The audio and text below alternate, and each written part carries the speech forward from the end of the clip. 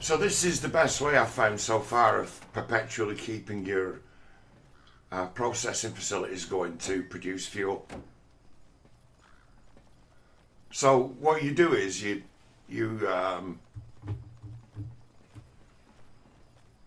you catch up with a truck, jump in the back, hide yourself in a box, and then just let these Russian NPCs drive you around the map for 12 hours.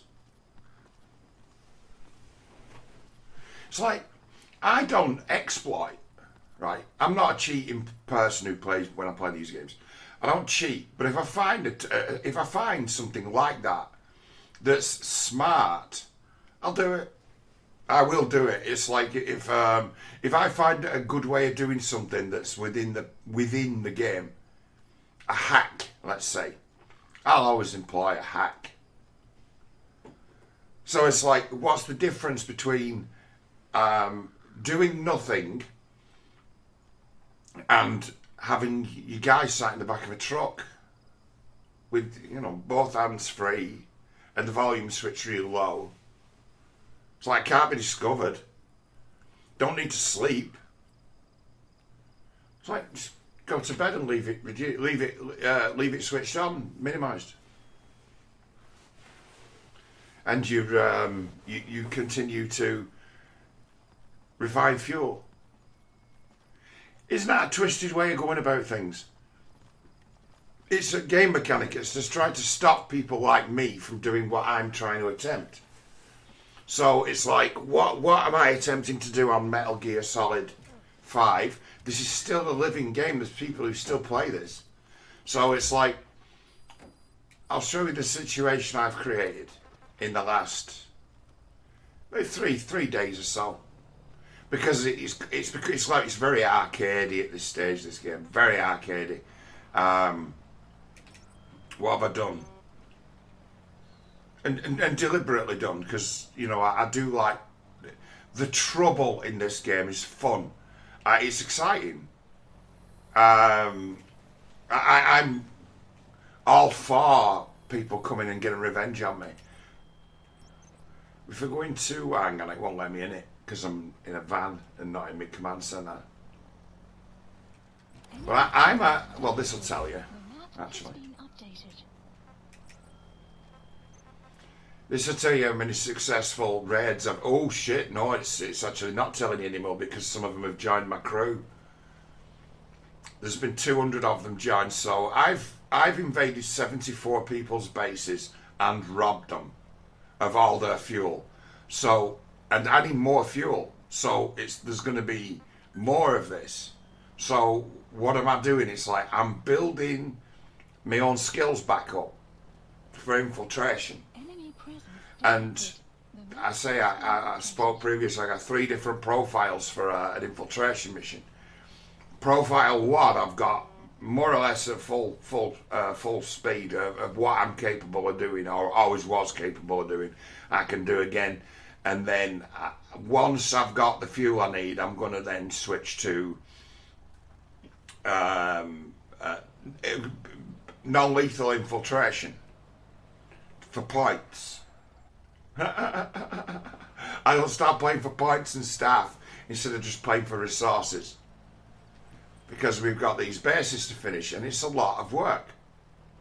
So I've decided I'm going to do this, and I'm targeting certain players. And now I've worked out there's thousands of people who've built large empires in this game and just don't play anymore. And you can find them out. Their bases look like mine. They go full, 3/4 completed, half completed. So where I've got a 2-2, a 2-4, 2-4 base, a lot of others have too. So that's the weak link. That's the chink in the armor.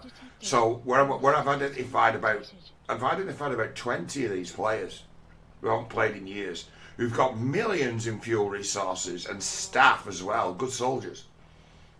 And it lets me attack them every, I think, 36 hours. So once you've worked out about 25, 30, but there's been some, and I've looked at it, and he'd be like, right, we don't know if this person still plays, but whatever they had, I've taken it from them. I have busted them out, but it's not a lot. You can't actually take enough off someone to make them quit. It's like I could get robbed 10 times and it wouldn't be the end of the world. But you know, it's one of them. It's like the game, right, judges me now, right? It's taken, when I'd finished the campaign, in the eyes of this game, I was, in my conduct, alright. And because I don't usually kill people. In the campaign games, it's bad for your point score to kill. You're better off disabling. And if you have to kill, you have to kill. And it works itself out. But my strategy for robbing fuel is just murderous. And it appears to me that those who think about the strategy of defense of their own stuff, so you've got someone who's playing the same role as me in exactly the same game, doing exactly the same thing. So the wars, we've been turned on each other. So there's some profound shit, and this is why I came back to this game, right? It's why I came back. And that's because I had I'm in the top, I'm now rated, 11,000? There's millions of people who've got this game and ranked in it. Millions. And it's like, I'm at 11, it rates me as the 11,000th best. And I'm better than that. But so many people cheat. So the very higher echelons are you know, it's just flat out, well, you can't have done what you said you would, which is why this game on the PC is disgusting. But on a console, a game likely you'd find yourself playing for the rest of your life. Not all the time, but it'd be one you would always revisit. And what's the lesson of that? It's like people say this is an unfinished game and criticise it. Like, nah, man, this is a game that the war never ends. That's the genius of this game, is that the war never ends. It's like, this is like me going back playing this after 6 years is going back to the war. Knowing that the war's still going on, knowing it's the same war, knowing it's the same old war, knowing it's stuck in 1984, knowing it's going round and round and round in circles on the back of a van. Processing materials like that. That's all we're here for. I'll stop when I get to 240,000 or else I get the urge to go and rob someone. But at the minute I'm just using it as a backdrop to make a video about it. So it's like there's lots of people have made them like video essays about the deeper hidden meanings, and because it's just everything's in it. This has got like the beginning of it's got so many $6 Million Man references in it. It's like you feel like watching the $6 Million Man. But it's taken, all of it, bits of things taken from everywhere. So there's symbols and signs all over the place. The guy who's like the author of this, the Japanese fella, he's not without skill, and over the years he keeps improving his game, because he's not an old guy. Hideo, he's what, early 50s, mid 50s, and he's got a decent imagination as to where he's one of the first people who worked out that this game, this form, this video game could be used as a profound interactive storytelling device. Now, you get people these days who'll say to you, I'm going to set the world on fire. What have you done? I've invented an interactive learning device. Really? AI driven, yeah, it's brilliant, yeah, it can import, it can bring stuff together from this, bring stuff together from that, show video, show pictures, and just be absolutely merged into the other instantaneous. Fantastic piece of game. I'm like, You're playing Metal Gear Solid 5. It's like someone's already thought of all that, and someone's already made themselves a lot of money going to town with it. You can draw any lesson you want from this game. And the sensibility of it, right? This is something, I mean, it's like, I'm a philosopher too. I get from this game. And on top of everything else that everyone else has discovered about it, what it's trying to say, that we're trapped in a mindset as a race, and I'll make my case here, and this points to it. As a culture, we're trapped in a mindset, and the mindset is explosion at fuel refinery, 140 dead. We are counting corpses, not recognising that it's those who live who suffer. So this game's like, John, we know you've got to do what you've got to do, but you've killed in the last 3 days 2,000 people. And therefore you're a bad man. I'm like, what, as opposed to traumatise them and fucking beat them and hurt them in ways where you just couldn't imagine what it's like to take a fucking rubber slug from a shotgun in the balls. What might that feel like? What might the repercussions be?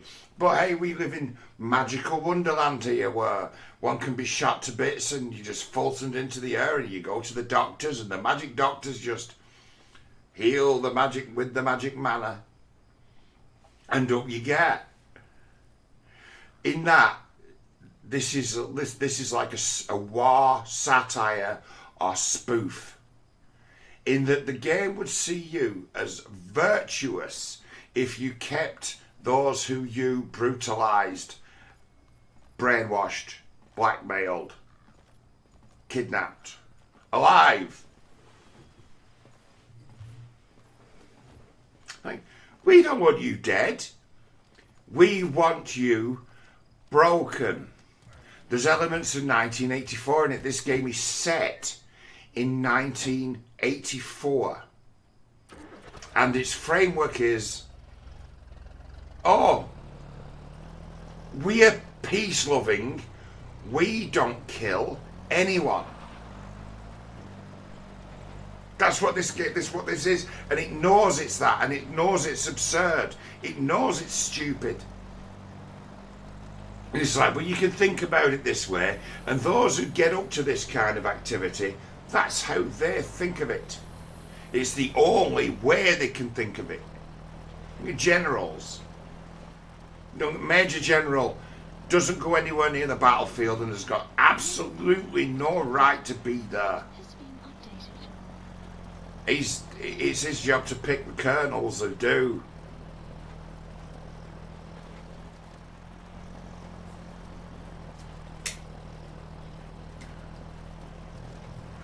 It's his job to see the war in terms of numbers. How many guys have we got fit to fight? Like, our troop strength is 50,000, sir, but 15,000 of them are depressed. 20,000 of them have become half-arsed and are drunk and can't be relied upon anymore. Your fighting strength's 15,000. You thought you had 50, but you got 15. Contraband, drug taking and alcoholism is off the chart in this army, but no one says anything because no one wants to open a can of worms. Because the first people who point to it, we know they're gone.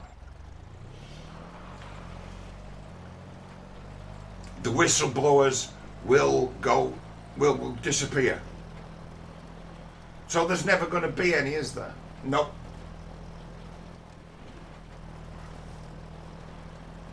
This is that difference between, you know, this world and that world, or then the similarities between this world and that world, will be a matter of the only way to win the war is not to play. We're trapped. We've inherited it. Pretty profound that this game is made in Japan. Right? Japan's demilitarized, pretty much. They have a defense force. So they are never equipped to ever go and occupy anyone. They could feral, raid and attack someone, but they couldn't take over a country. They couldn't occupy. They haven't got that kind of ability to induct, train, recruit. They haven't got it. It's in the constitution that they don't resolve international disputes with war. And they're trying to get rid of it. They've been trying to get rid of it in Japan and re-militarized so they can have a military-industrial complex which they say will make a lot of people rich and boost a stagnant economy. And the re-militarization of the Japanese is something that the elite want. The Japanese elite want. And who are they?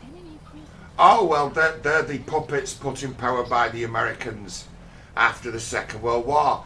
The elite of Japan are all people who got the seal of approval from the US government, the CIA. So it's like, who's the great evil in this game? The United States of America. Where's it from? It's from Japan.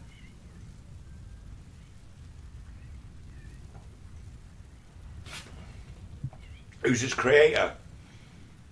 Kid, half a generation older than me, who watched all the same television programs as I did. And that's his framework. So he's giving you his world, 1984. So this game is a prequel and a sequel. The final game is a prequel that ties up loose ends. But, say, the major loose end is, what are we doing here? Who are you? Why are you here? Now, Hideo had attempted this in previous games where the guy who got me playing this, who told me, get that, it's a good game, you'll enjoy it. It's like, that story shit, don't matter, just get playing it, he says you'll enjoy it. And I got into it because I didn't know anything about Metal Gear, and I'm like, oh, I'm just a spy on these missions, this is cool. A bit of shooting, bit of fighting, yeah, we can do that. I saw this game, when I first played it, as the best beat-em-up style game around. Because it's got rules to it. Where it's like, timed well, you can use your fists as your primary weapon in this game. If you want to. You can just kick everyone's ass. And I thought this character's ability to just kick ass was so just comically hilarious.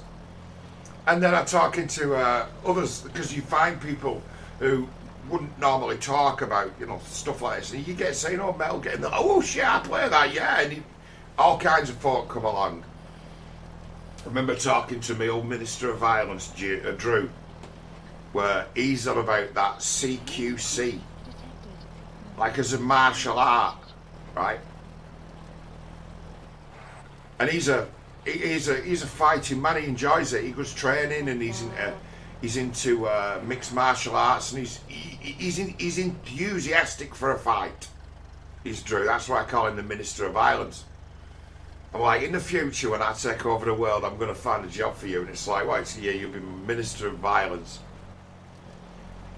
And it's like, well, and that's what we'll call you. And it's like, when something happens, when there's a bit of a riot or something, we send you up in front of cameras, and you be like, any more of that? Me and my mates will come down, and we'll have, you know, we'll be the cops. It's like and then another chap I had him in mind as for breaking up the unions from within. I had a guy perfect to infiltrate the left.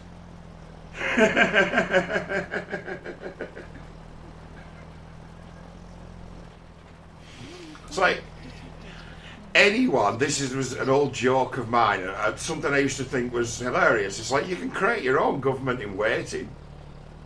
It's like, why not? It's like you might as well be, the shadow Labour Party. What's that? It's like and I point to it, like every single country that's pulled off a move for independence, where they've just fallen to the communists and the mob, right? They call it independence, but all of them did that. They all had themselves, before they were big, a core of people who were the, let's say, the original philosophers or architects of the movement. And the difference between their cabal and the other cabals is that they were more ruthless and they won. They were able to get the most followers, they were able to get the most influence, they were able to get the most members of the aristocracy to back them. Because that's the thing too, isn't it? In every single revolution in the world, the elite have to pick a team and they always survive. I mean, French Revolution, guillotine, right? All that did was move everyone up a rung, didn't it? Or head chopping of the elite. When it all died down and they got all the paperwork out, I dare say all the land stayed in the same hands. It just, we don't like this guy. He's not playing ball, but his son might if we kill him.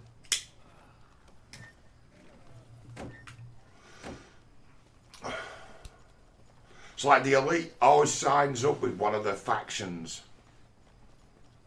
Decides, oh well, we're staying. They need us. They need our money. They need the fact that we provide so much work. And it'd be a fact. You can't exist as an elite without providing a lot of high quality work for people. Why do you think they have these Michelin star restaurants?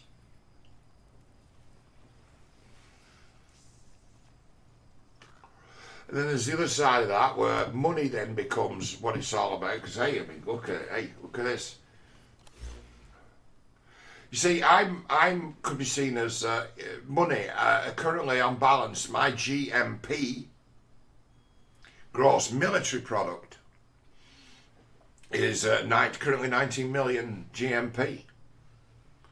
And it'd be currently we're illegally mining in. We're illegally mining the seabed, and there's no force in the world to stop us. So we're getting free resources, but we're also stealing them from the People's Republic of Zaire, Angola. We're also stealing them from the Russians. So we're taking them straight out of the pockets of the Russian citizen as well. And all it means is when I run out of money with my ill-gotten gains that cost me nothing, I can just do this.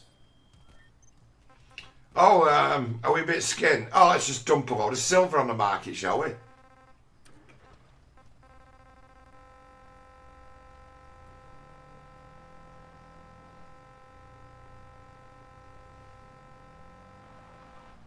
Oh, game limit. Oh, he barely even touched me stack of minor metal. It's like, that's in this game too. You're fighting for something, right? It's basically the turf, isn't it? It's the taxation. It's not just the materials underground, because materials underground are with fuck all. It's to be in on, like Deadwood, the first brothel. It's to be the guy providing all the tent pegs. It's to be the guy providing all the pipes. It's to be the guy providing all the boots, the guy providing all the helmets, the guy providing, a million things you might need to turn minerals underground into money. And it's like the way that the world works by way of finances is forward-looking, and it looks beyond the lifespan of the human and looks towards the lifespan of the institution. So it's like the great finance banks in the world. A banker who works for somebody else could see a dodgy mining operation, let's say, and know, oh well, anything can happen politically, but I could be seen to have made a smart move here. We're going to fund this entire project, and when it gets making money, which might take 10 years, we have to recruit a workforce. How do you go about recruiting a mass workforce? Well, the best way of creating a mass workforce is to have displaced people. Not to displace people, to have displaced people on hand. What's the best thing for displacing people? This kind of gangster operation. But it's like, okay, you see, your government's weak and everyone's happy-go-lucky. Well, here out in the countryside, we know they're not coming, so you either look out for yourself or we're just going to come and take everything from you. Now, that doesn't happen yet in the UK, but you can bet your ass it happens in Zaire and the Congo and Angola, places like that. It's like, why have these countries, why have they got militias and rebel groups all over the place? It's like, because there's no cops.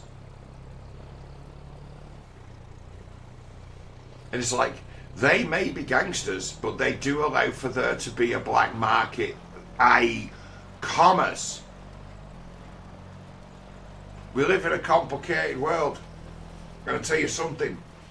The last organisations in the world who were equipped to deal with it are governments. The poorest regulator of criminal activity, large and small, is the police, or that side of it, because it's just there for prosecution. It's not really there about enforcement. And then it's a matter of whose jurisdiction is this? We're in Zaire out in this game. We're in Afghanistan actually at the minute. But whose jurisdiction is that? Who's got an interest in looking out for the people in these places? And it'd be nobody. Them. Their own warlords. Without their own warlords, without their own troublemakers, without their own armed individuals, they'd have no order at all. They'd be bandits. So what you do is the bandits, they become gangs. And instead of going out and robbing, they tax. And the situation of taxes, tolls, it's like that is an order where there'd be no order at all. It's the lowest kind of order, but it's order. It allows for commerce.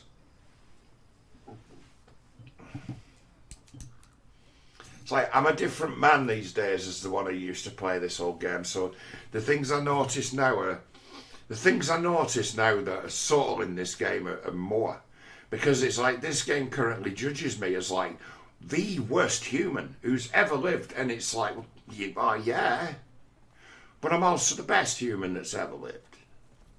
I am the worst of the worst of the worst of the worst, but also the best of the best of the best. At the same time, because that's the world we live in. That's what you have to be. That's the only way you can understand a place so, at the same time, beautiful and brilliant and funny and profound as soul-crunchingly unfair, brutal and traumatizing to the human. It's like, who could handle that? Who can handle that? To be able to think like that. See, the darkest minds in the world, we lose against them all the time. This is something I put to as where I've got a dark mind and an eye for what's wrong. See the cleverness in shocking people with cruelty and things like that. I see it. Like, it's always an option to reach for, to go for me, for violence and psychological terror. So it's like, I don't, but it doesn't mean I'm not capable of it. It doesn't mean I don't understand that that's a language that is used.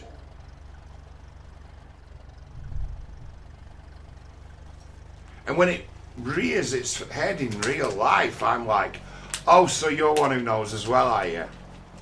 I know too. Would you like to play against me? Would you like to try and bully me? Would you like to try and control me? And then it's a matter of, you can make the cost of that entanglement so high that no one's ever going to pick on you ever again. But at the same time, if they can't pick on you, they're not interested in your talent. Forget working. If they can't, in the minds of the world, if it can't bribe you with money or bully you with fear, you know, make you afraid, it thinks it can't do business with you. It thinks it can't do commerce with you because it's got no leverage, and it demands leverage by default because you're an oik. Reaches for, can I let look at them shoes?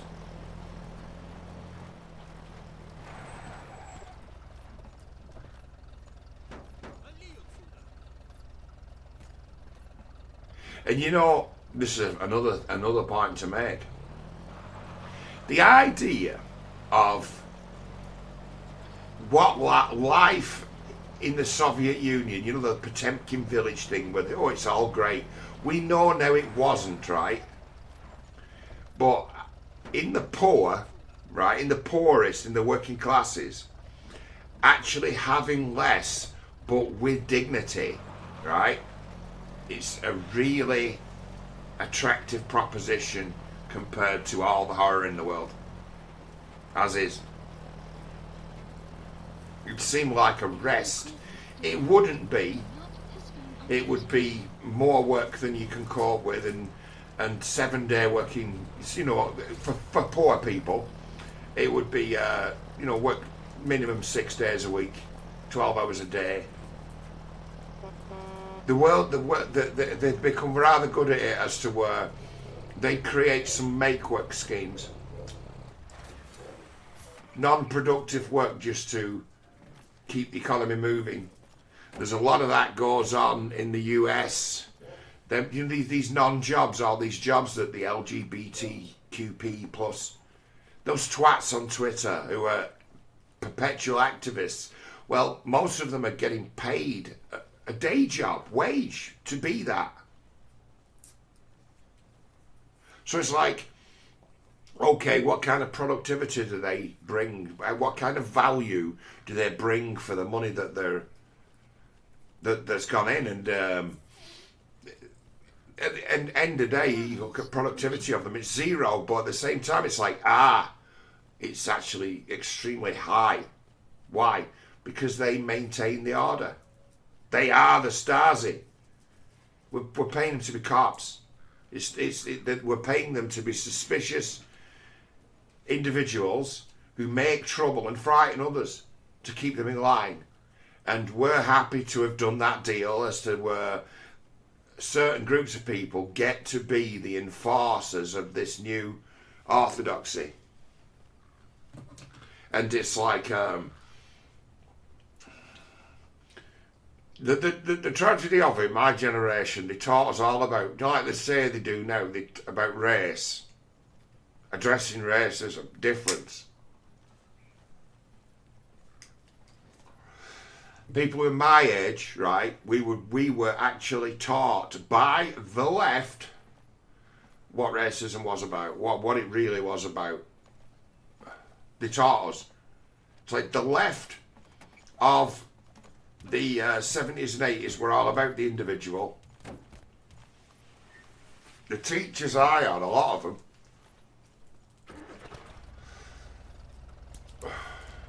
taught me better about that notion of racism as nonsense, as a self-defeating strategy, internally and externally, like a disease. Taught me when I was about 7. Managed to pick up on that. And it was No, people are individual people. She's nice, she's horrible. She's nice, she's horrible. He's a good lad. You can't trust him. He's a thieving bastard. You know this when you're 7. Enemy presence detected. Map has been updated. See, the notion of the collective, it only exists. It only exists in like ritual. They do it deliberately, don't they? You go to church, so that's a collective, a shared experience, collectivized, one voice, many sets of ears. You don't get to talk back at church, do you? That's collective ritual experience. Yeah, we're capable of that, and there are those who appreciate it, and there are those who don't. And you'd know yourself if you were someone who liked church. I fucking don't. I had it forced upon me and it ritualized.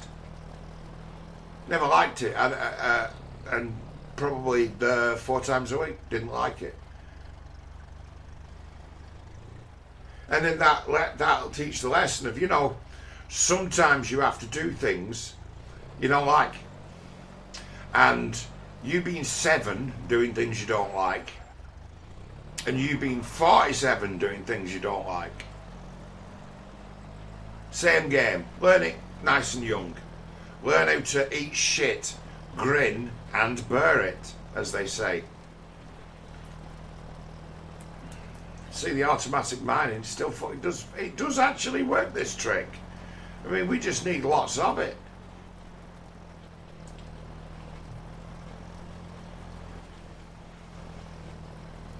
Yeah, the individual.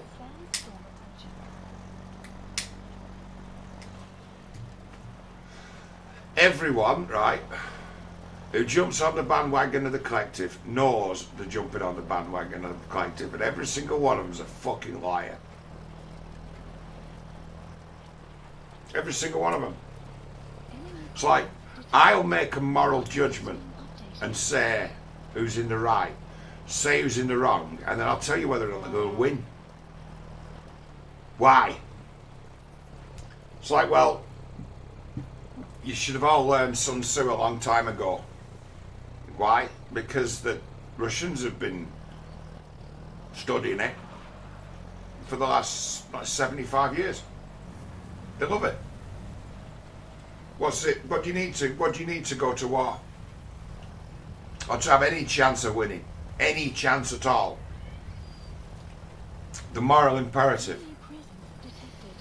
The moral imperative is the exact same force as the one where I say it's like, you've got God on your side here. Why?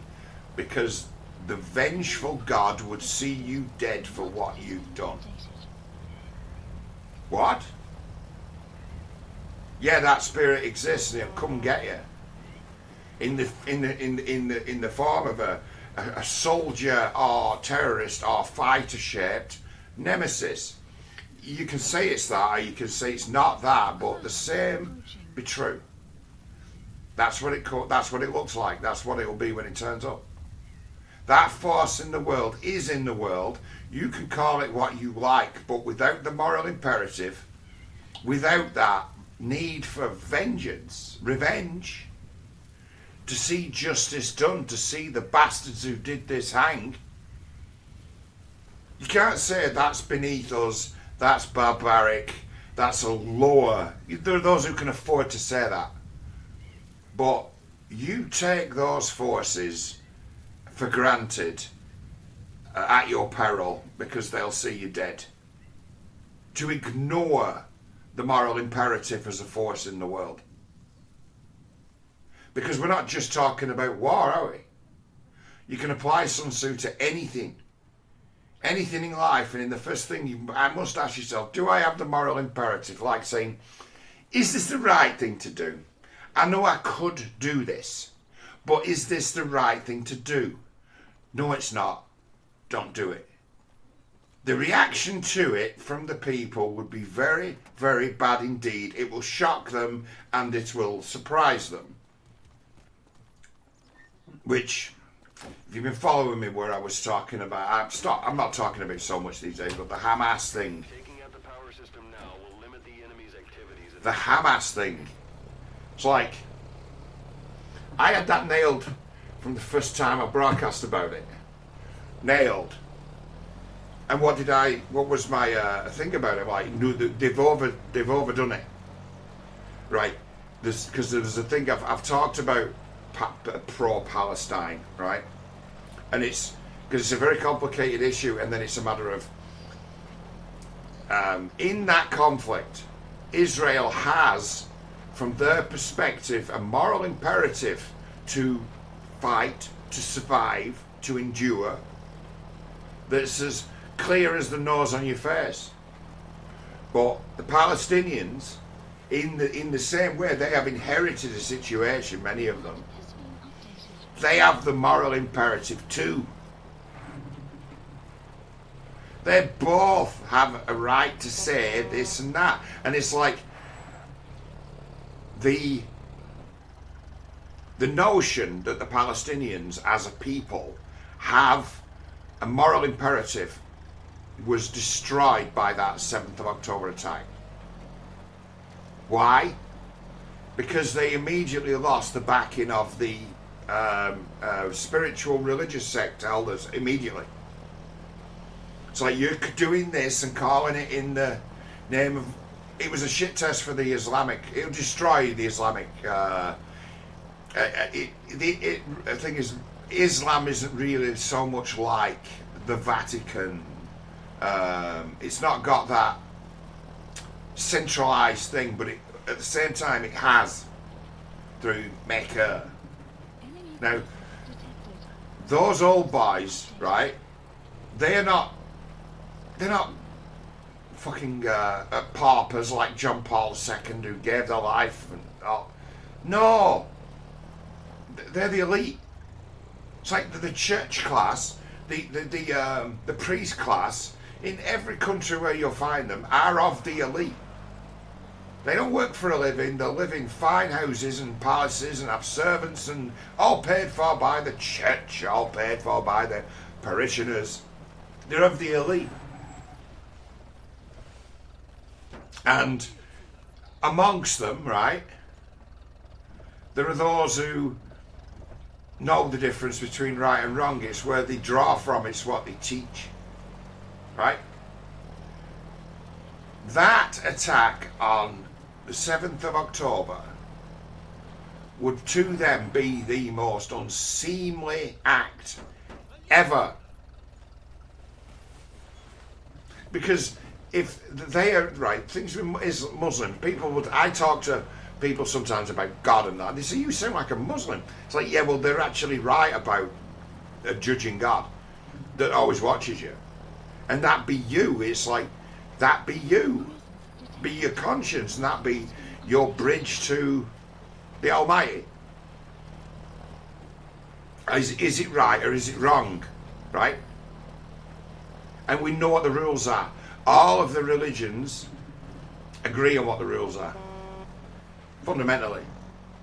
And if you're able to read these words, comprehend these words, you're included in this. You can't not be included because you're human too.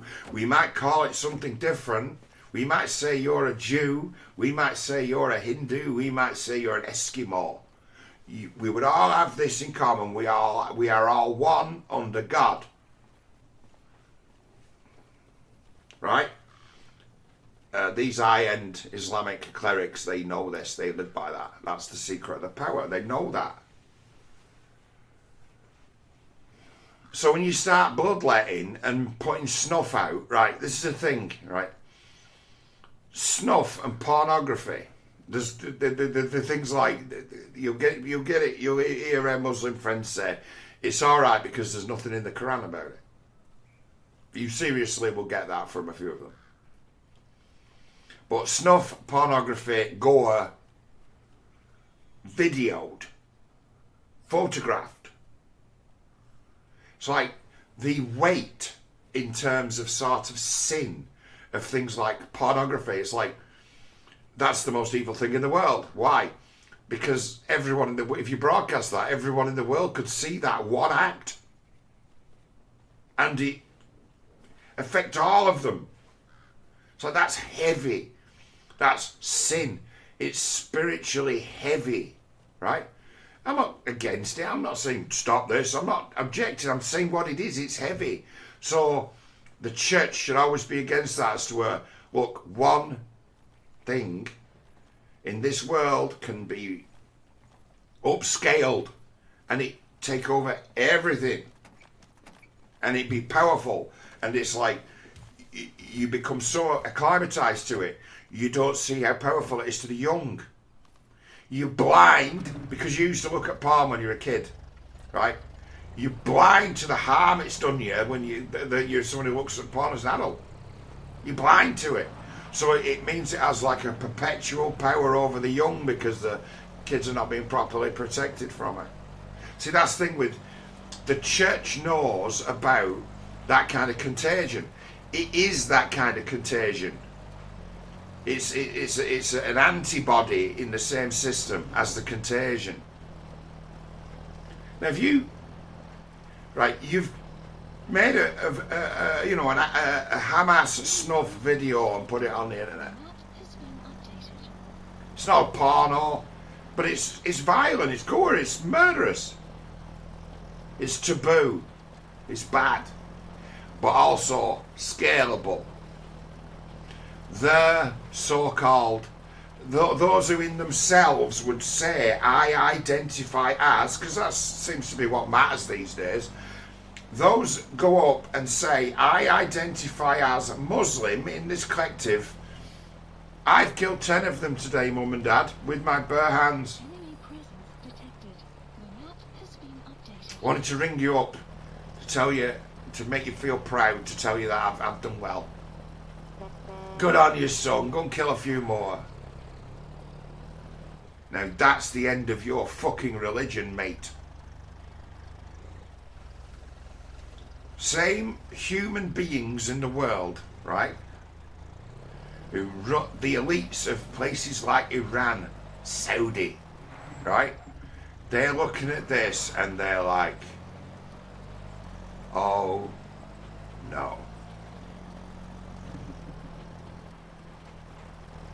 It's like you bring down the Almighty's judgment on Islam. So you've attacked us. You've betrayed us. We've supported you and you've committed atrocity and you videoed it and put it out in the world. It's like there's no words for the sort of the depth of that kind of sin. It's like the guys who envisaged, right, what sin was. Despicable, inhuman, destructive, vile, right? They never envisaged that on a camera broadcast. It's like we need new words and new descriptors for just how evil that was. Evil, it's not, see, they'll say evil beyond imagination, right? They'll say that. Evil beyond imagination. So you're like, hey, watch this. Yeah, watch this video. You don't have to imagine it no more. Do you want to see it? Evil beyond imagination. Do you want to see it? It really depends on just what you can imagine, doesn't it? Enemy presence detected. The map has been updated. Like dark minds. And use that dark mind as a weapon to shock and surprise and terrorize. Always only interested in the reaction, which is something that he now 100% embraces as he's got it. James Lindsay says that it's like the real action is the reaction. Outrage in that first second. That split second of the bastards. That's what it's all about, triggering that. It's the trick I play on my mother's friends with them dog jokes. Just for a minute they go, you aren't here? Yeah. There you go, there's the magic of it. Tricked you. Tricked you. Just for a minute made you believe that this dog can talk. Or made you for a minute think that I think that this dog can talk, and you go along with it and say, "Oh right, oh you done me again. You've dragged me into a world of make believe just for a second, but you've done it in a funny way and a friendly way, and then we can share that dog joke again next I see you."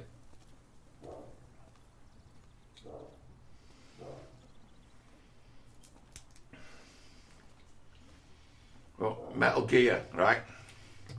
Killing, it's bad, right? But here,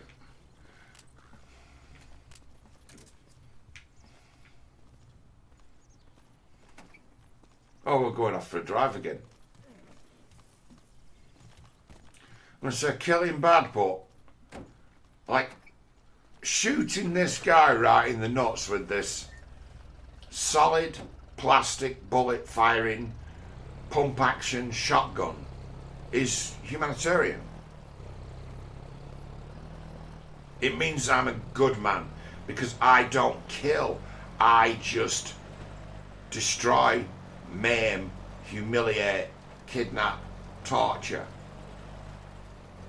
mock. That makes me a good person because I'm not killing you. It's like, put me in a world like that and I would choose death over the plastic bullet in the bollocks and the lifetime of humiliation, wouldn't you? Well, that is to me a queer framing. I'm not saying queer gay. Queer. It's queer. You know, queer means, it means you. Really? Seems queer, off. There's something off about it. It's queer.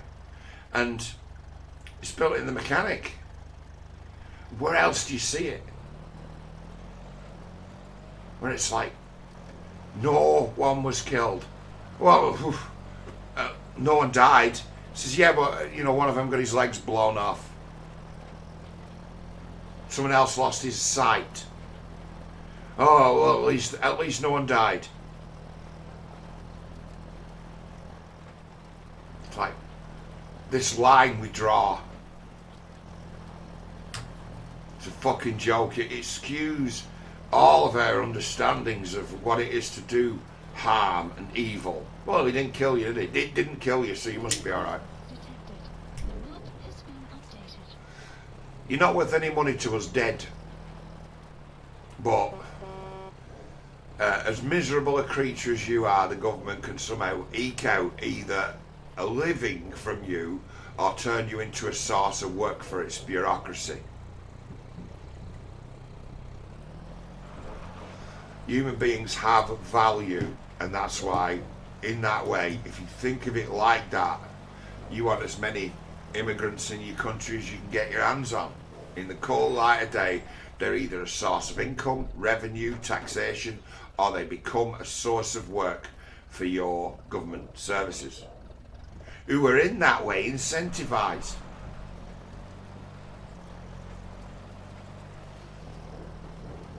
Yeah, it's a queer old world we live in, and this points to its moral compass being off to start with. Off to start with.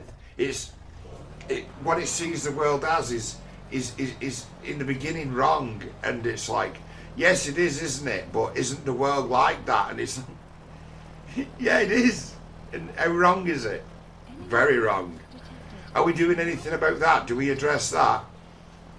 No, we just thank the Lord that no one died.